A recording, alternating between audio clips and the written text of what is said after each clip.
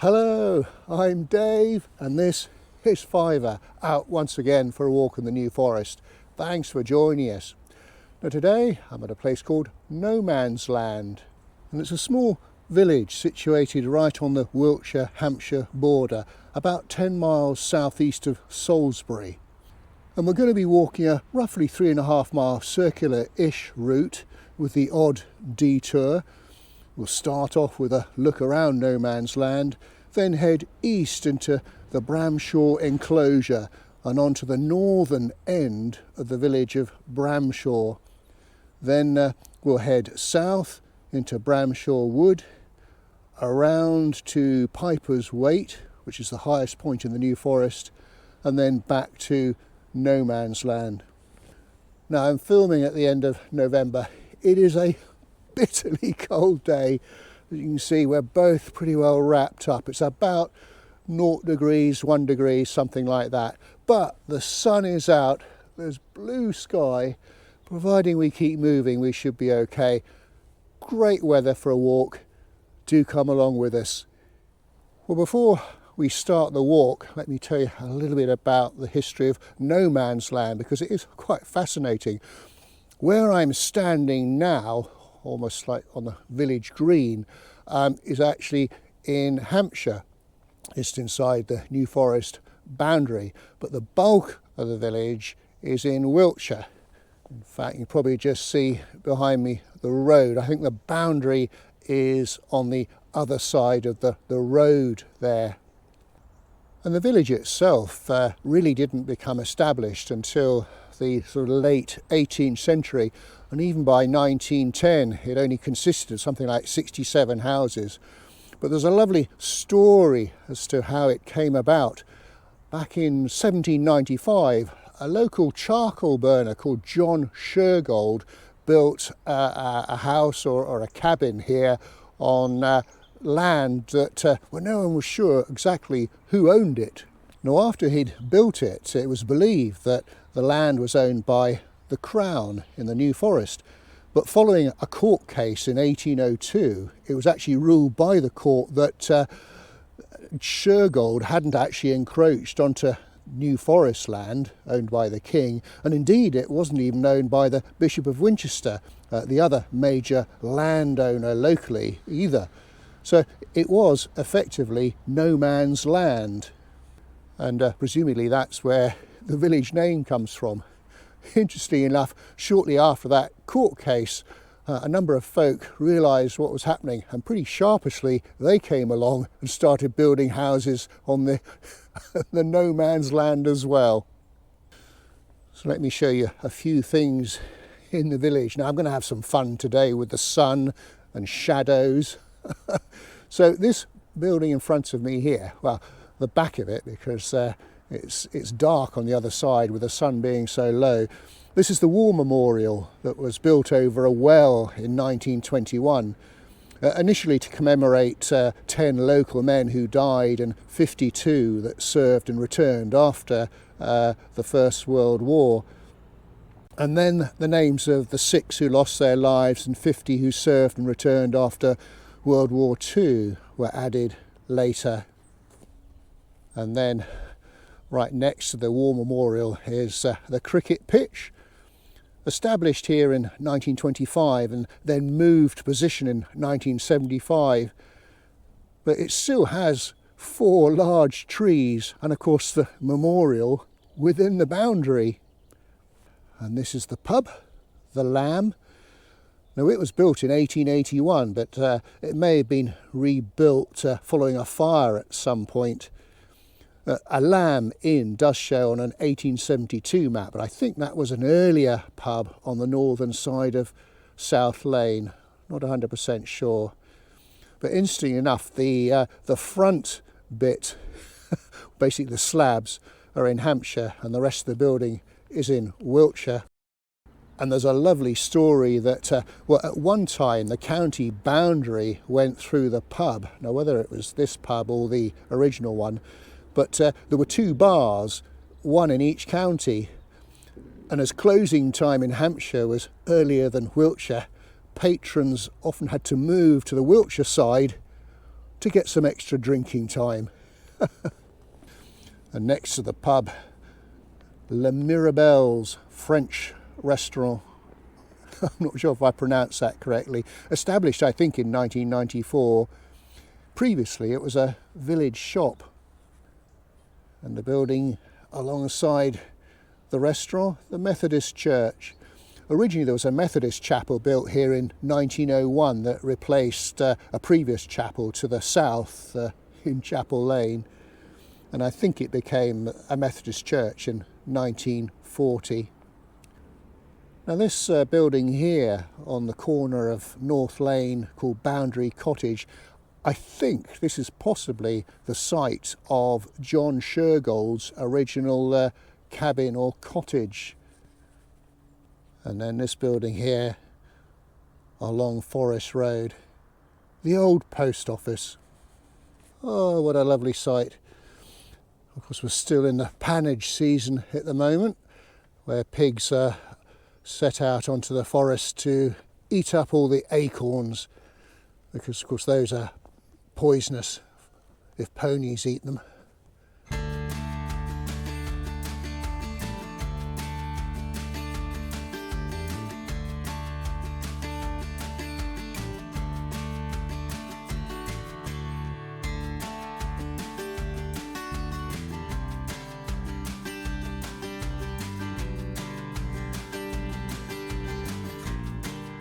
Okay, well, we're going to leave Nomansland now and start heading eastwards into the Bramshaw Inclosure.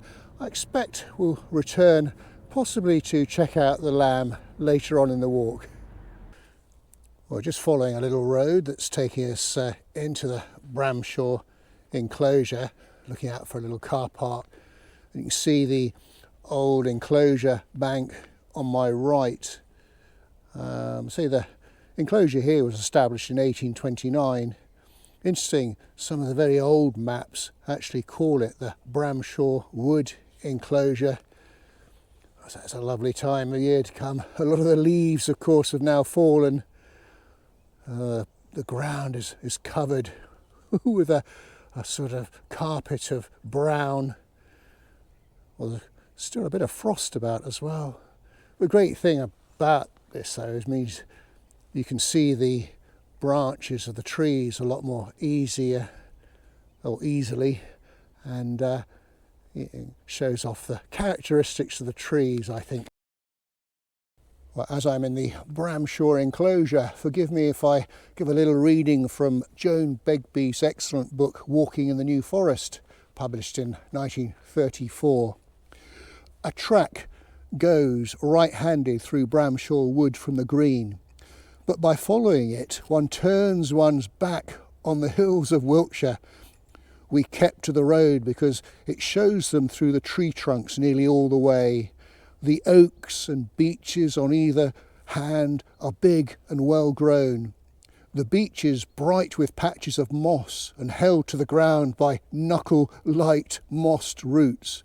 The oaks scorning any decoration other than the fine linework of their bark. Though we dawdled, it was not long before we were walking along the boundary road between the free woods of the forest and the fence-hampered country, which begins almost as soon as the forest ends. I love her prose.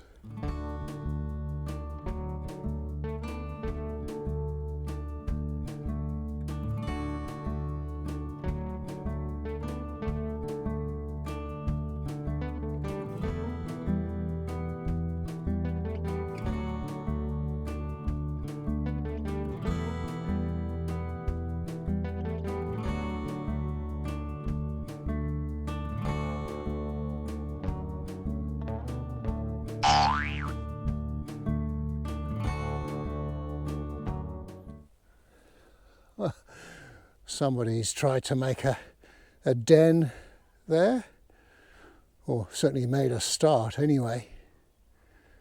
Brilliant. I'll tell you what, it is so peaceful in here, but quite atmospheric as well.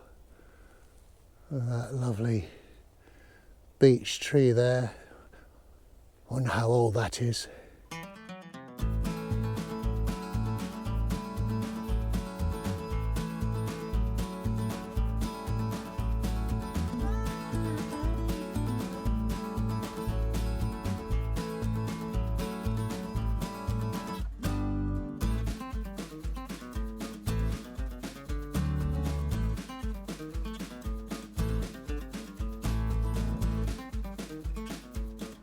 Haha, this is the little road that I was looking for, the edge of the enclosure. So we just need to follow this southwards to look out for a church. Oh, look at that poor tree there. Not much left of its trunk, but it's hanging on in there, isn't it? Almost like an objet d'art. Well, just passing by a little stream that flows through the Bramshaw Inclosure, and this eventually will join up with the River Blackwater. Well, I've now made my way to Bramshaw. Now, the parish of Bramshaw stretches north-south over a couple of miles along the B3079. You've got the church in the north, and then an area called Stocks Cross in the middle, and then the hamlet of Brook in the south. Well, speaking of the church, that's just behind me here. And it's the Church of St. Peter, and it originates from the 13th century, although only the west nave survives from the original building. The north transept was added in 1804 and the south transept and tower in 1828. And then the chancel was rebuilt and the vestry added in the 1860s. It was originally in the possession of Britford Priory before being granted to Salisbury Cathedral in 1158. I tell you, it's quite glorious sitting here in the sunshine. Still pretty cold though. Now, Arthur Mee, in his book The King's England, Hampshire, that was published in the 1930s, had something to say about the Bramshaw and the church. Bramshaw, its delightful common, is now the nation's, in the hands of the National Trust. Ringing out over it is one of Hampshire's oldest bells, hung in the 13th century or perhaps before. It may have rung for the victory of the barons at Runnymede. Ever since those days this bell has been heard in its quiet corner of the New Forest. Only 20 inches high, it is so excellently made that its voice is still clear. The church sits on a hill, its graveyard overshadowed by beautiful trees, among them an old yew. The plain old font bowl has probably kept the bell company all the time. The noble roof of the nave is made of chestnut trees, hewn down in the 15th century.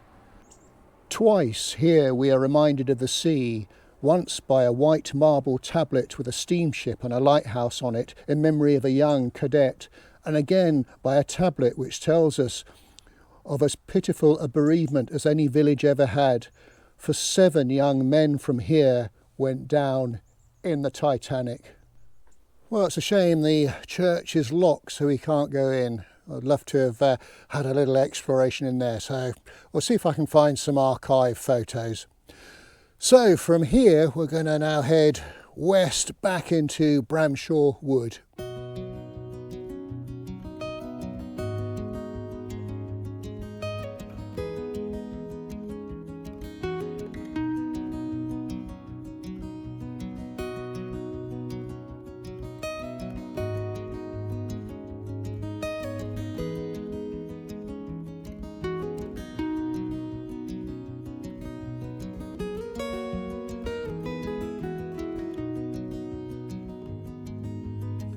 Oh, just stopped to catch my breath. So we're going uphill at the moment, a place called Judd's Hill. I have no idea who Judd was, I'm afraid.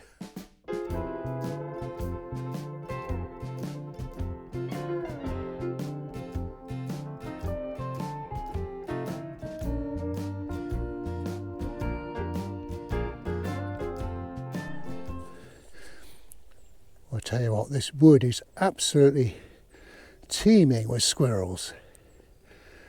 I think I might keep Fiver on a lead just for a little bit. He says, "Let me at them, Dad. I'll sort them out." We'll continue to make our way uphill past a place called Rushy Slab, and we're almost on the sort of northern side of this hill. It's almost like a graveyard for trees. So many have been blown over here. It's quite sad in a way, but it does have an atmosphere to the place. Oh, I tell you what, I'm loving it in here. Now, I'm not saying I'm lost. Let's just say I'm not on my original route. But it's not a problem because the sun is over there in the south. I just need to keep heading west and eventually it'll take me to the edge of the Bramshaw Wood. Fingers crossed.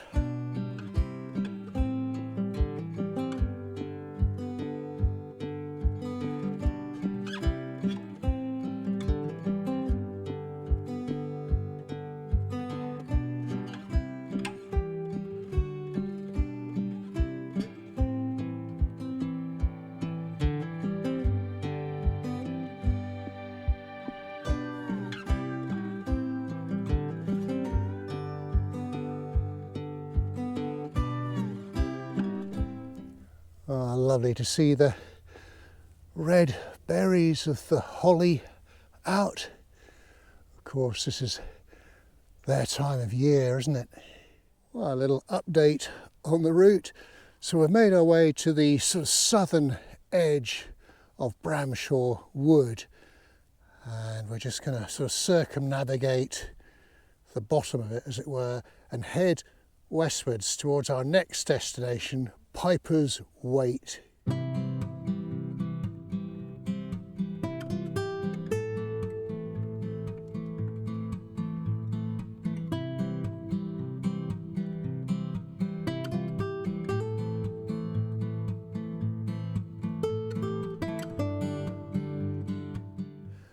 Well, just before we get to PIPERS Whippet, this is looking to the north, and you really do get the feeling of how high you are up here, looking into the far distance. It is certainly downhill from here.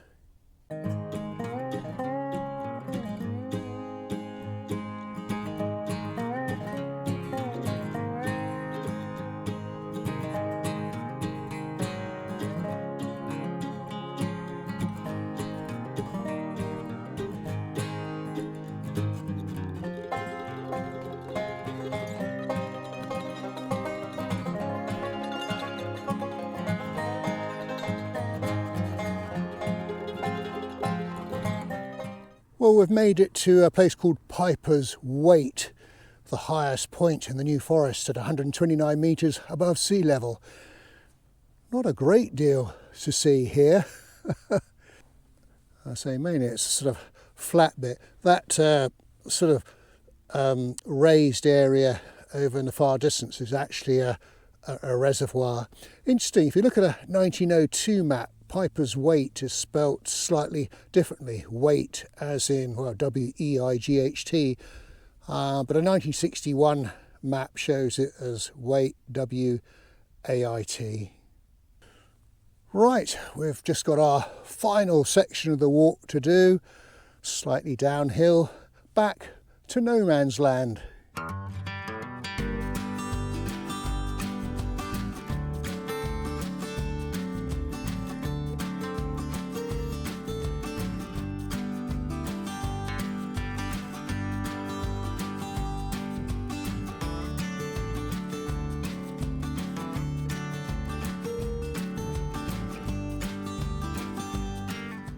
Well, a New Forest walk wouldn't be a New Forest walk without some New Forest ponies. And these ones here happily grazing away. All got their thick winter woolly coats on. They should be nice and snug for the months ahead. Well, here we are back at the village, and the lamb is open. So we ought to pop in, purely for research purposes for the video, of course. It's such an important part of the service that we provide to you, the viewer. Otherwise, we wouldn't normally go in there. Well, folks, here we are in the beer garden of the Lamb Inn, just testing out their otter. Oh, thumbs up from me. Well, of course, it's now sausage time. Best part of the walk for him. And I've just ordered my bacon and brie baguette, which I'm looking forward to. We hope you enjoyed our walk today. I mean, once again, the weather, was terrific. A little chilly, but it was lovely for walking. We hope you enjoyed it. If you did, please do give us a thumbs up and a like, and do leave a comment, and do check out our Facebook page, Dave's Countryside Walks. So until we meet again, thanks for watching, and cheerio. Good boy. You eating it already?